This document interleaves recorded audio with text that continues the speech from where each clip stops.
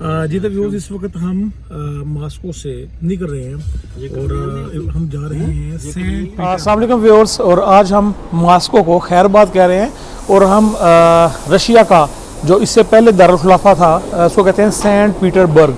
तो हम वहाँ जा रहे हैं सेंट पीटर्सबर्ग के लिए और वहाँ पे जाने के लिए हमने ट्रेन का इंतखाब किया है ताकि हम जान सकें कि रशिया का जो ट्रेन सिस्टम है ये कैसा है।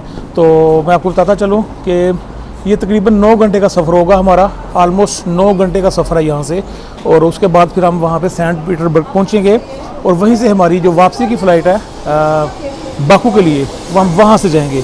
तो इसमें आज की इस वीडियो में हम आपको मुकम्मल दिखाएंगे कि एक तो रशिया का एक शहर से दूसरे शहर तक का सफ़र कैसा है और दूसरा इसका जो पुराना दारुल खिलाफा है इसका से पहले वाला जो दारुल खिलाफा है जिसको सेंट पीटर्सबर्ग कहते हैं वो किस तरह का है।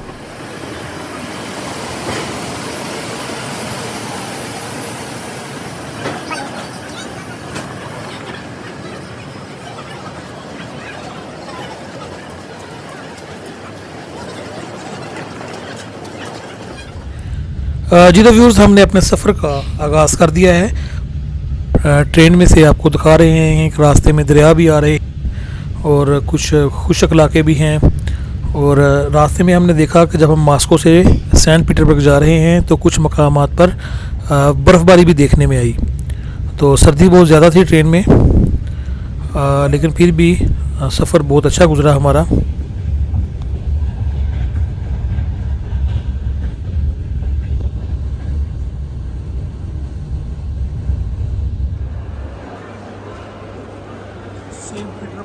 हम रेलवे स्टेशन से बाहर निकल रहे हैं।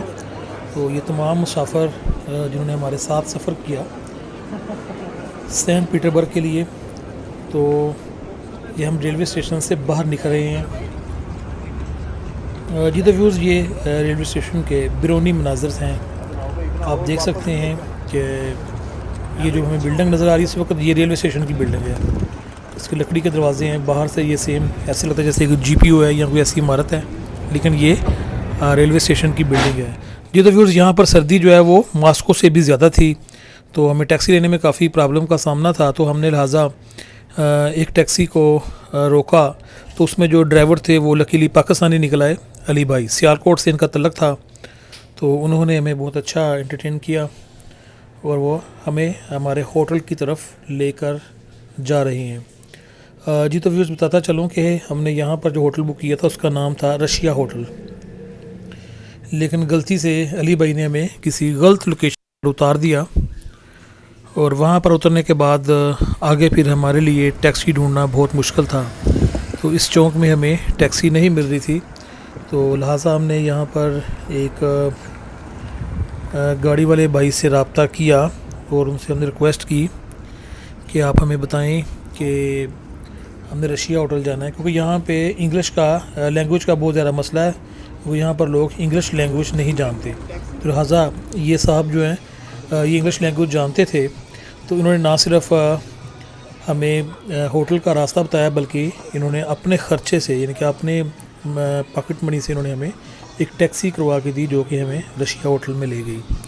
और रशिया होटल में जाने के बाद जो सबसे बड़ा प्रॉब्लम था वो था हलाल फूड का ढूंढना, क्योंकि अभी रात के तकरीबन 11:30 बज चुके और मैकडॉनल्ड भी बंद हो रहे थे। वहाँ पे तकरीबन 11 बजे कुछ मैकडॉनल्ड्स बंद हो जाते हैं, कुछ 12 बजे।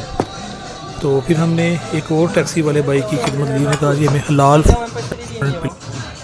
ये जो सामने बैठे हैं साहब, ये किर्गिस्तान से इनका तल्लक है, तो ये हमें किर्गिस्तान के एक होटल में ले आए जिसका नाम था चाय खाना। तो यहाँ पर हमने फिर जो है वो हलाल फूड काफ़ी दिनों के बाद देखा और इस पे हाथ साफ़ किए।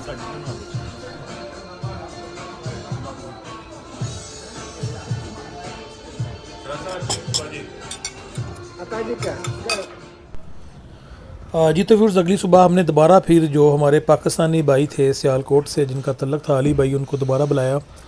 तो उन्होंने सबसे पहले हमसे माजरत की कि जी मुझे बिल्कुल आइडिया नहीं था कि मैंने आपको गलत लोकेशन पर उतार दिया है।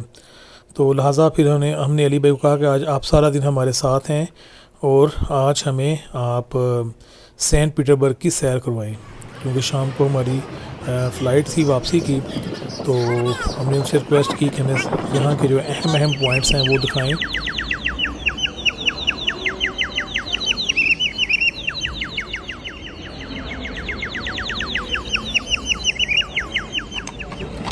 जी तो व्यूअर्स, अली भाई हमें सबसे पहले विंटर पैलेस पर लेकर आए। तो विंटर पैलेस जो है वो बड़ा अच्छा एक तफरीही मकाम है यहाँ पर, और इसके अंदर एक म्यूज़ियम भी है।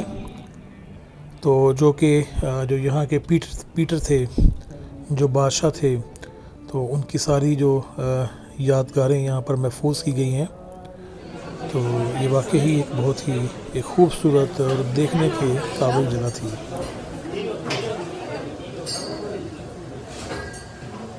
शराब भाई, कैमरे की आंख ने आपको पकड़ लिया है।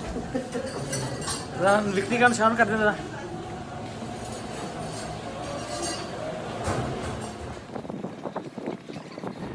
जी तो व्यूअर्स, हम विंटर पैलेस देखने के बाद इसकी बैक साइड की तरफ से बाहर निकले, और इसकी बैक साइड पर एक बहुत बड़ा समुंदर का व्यू था, क्योंकि जो बादशाह का ये जो पैलेस था ये समुंदर के किनारे पर बना हुआ था। तो लिहाजा हमने पैदल चलते हुए इस समुंदर के किनारे का विज़िट किया, और हमने यहाँ पे देखा कि बहुत ही खूबसूरत नज़ारा था तस्वीरें लेने के लिए और वीडियो बनाने के लिए। और ये हम देख सकते हैं कि विंटर पैलेस समुंदर के किनारे पर है।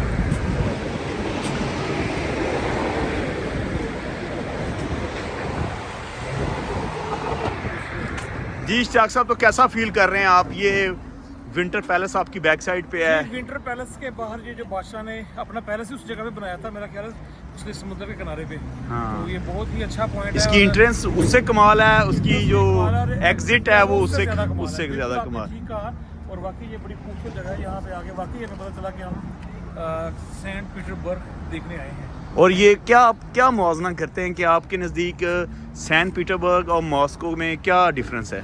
जी मेरे ख्याल में जो है ना, सेंट पीटर्सबर्ग ज़्यादा पुरसकून जगह है और ज़्यादा विजिटिंग प्लेस है। पहले हमने मॉस्को देखा तो हमने समझा शायद मॉस्को दुनिया का सबसे बेहतरीन शहर है, लेकिन यहाँ पर आकर हमें लग रहा है कि जो मॉस्को है ये लारियडा टाइप था, जैसे हमारे उधर है ना बुदामी पार्क, लारियडा, बादशाह अंदरून शहर कह लें। अंदरून शहर। तो यहाँ पे आके कुछ पता चला कि हम वाकई यूरोप साइड पर आए हैं। जी जी, चले, थैंक यू जी। विंटर पैलेस देखने के बाद हम बताई हुई जगह पर पहुंच गए, और अली भाई हमारा इंतज़ार कर रहे थे। तो लिहाजा हमने दोबारा अपने सफ़र का आगाज़ किया, और अली भाई ने हमें पीटर के मतलब तमाम मालूमात दी जो उनके पास थी। इस वक्त हम ये पीटर के अंदर से गुज़रते हुए, पीटर के अंदर ही एक जज़ीरा है, वहाँ पर हम जा रहे हैं, और ये समुंदर के बीचों बीच में है। और वहाँ पर हमें अली भाई ने बताया कि यहाँ पर जो है वो पानी जितनी ज़रूरत हो उतना यहाँ पर लिया जाता है। इसके पीछे कुछ गेट्स लगे हुए हैं, अगर वो गेट्स ना हो तो ये सारा पीटर डूब जाए, तो इसलिए जितनी ज़रूरत होती है उतना पानी यहाँ पे जो है वो मिल जाता है इनको। हमारे बाएं तरफ इनका एक आर्मी का एक हेडक्वार्टर है, और इसमें इनके आर्मी से रिलेटेड इक्विपमेंट जो है वो पड़े हुए हैं। ये हमारे बाएं तरफ है। जी तो व्यूअर्स, इस वक्त हम यहाँ पे एक और इमारत है किला नुमा, तो वो देखने जा रहे हैं। उसमें इनके बहुत ज़्यादा पुराने कदीम कुछ चर्च वगैरह बने हुए हैं, इस तरह की कुछ इमारतें हैं गोल्डन कलर की, और काफ़ी जो सियाह है वो इनको देखने के लिए आते हैं।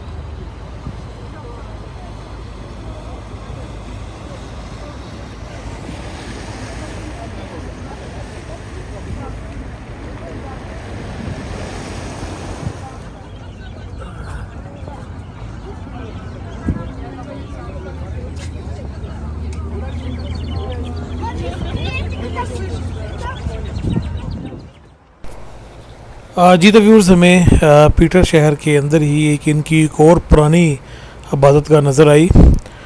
चूँकि हमारे पास टाइम बहुत कम था, वरना हम इसमें टिकट लेके इसकी छत पर जाते और वहाँ से मनाज़र देखते, क्योंकि अभी हमारी वापसी थी और हमारे पास टाइम की भी किल्लत थी और करेंसी की भी किल्लत थी।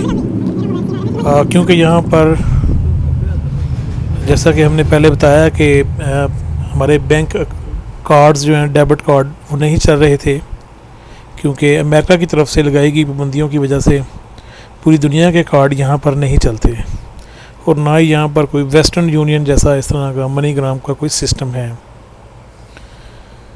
तो लिहाजा हमने अली भाई से कहा कि हमारा टूर स्टार्ट करें और हमें फिर एयरपोर्ट की तरफ रवाना करें।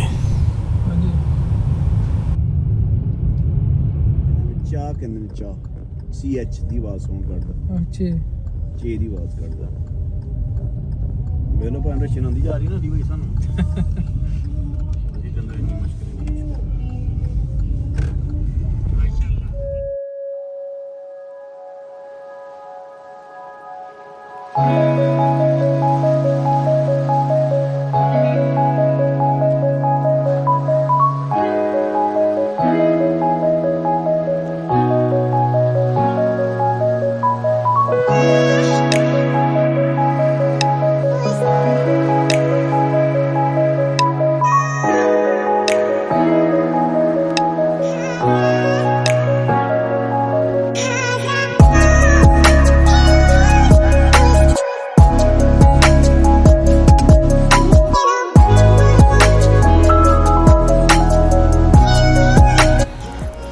जी तो व्यूज़ पीटर में हमने ये लास्ट पॉइंट विज़िट किया। ये भी बहुत ही खूबसूरत जगह थी और यहाँ पर हमने तस्वीरें ली और कुछ टाइम यहाँ पर हमने स्पेंड किया। ये हमारा लास्ट यहाँ पर पॉइंट था जो कि हमने विज़िट किया। जी तो व्यूज़ यहाँ पर एक बात मैं आपको बताता चलूँ कि जो सेंट पीटरबर्ग है ये बिल्कुल यूरोप के करीब तरीन है। यहाँ से फ़िनलैंड जो है वो तकरीबन 300 किलोमीटर के फासले पर है और ये यूरोप साइड है और यूरोप में और इसमें कोई फ़र्क नहीं है। यहाँ पर मौसम भी बहुत ज़्यादा सर्द है और आपने देखे यहाँ के रोड्स और यहाँ की जो बिल्डिंग्स हैं, अगर आप किसी यूरोप में फिल्माई हुई फ़िल्म देख लें या यहाँ पे देख लें तो आप इसमें फ़र्क नहीं निकाल सकते।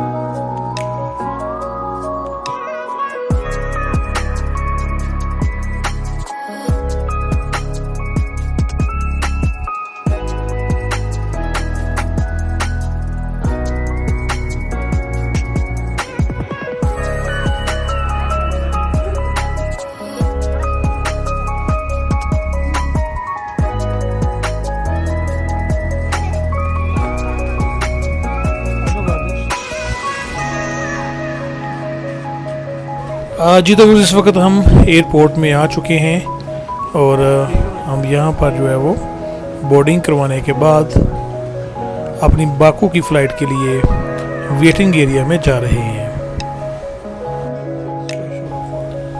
जी तो व्यूअर्स इसके साथ ही हमें इजाज़त दीजिए और हमारा चैनल भी सब्सक्राइब कर लीजिए। अपना ख्याल रखिएगा। अल्लाह हाफिज़।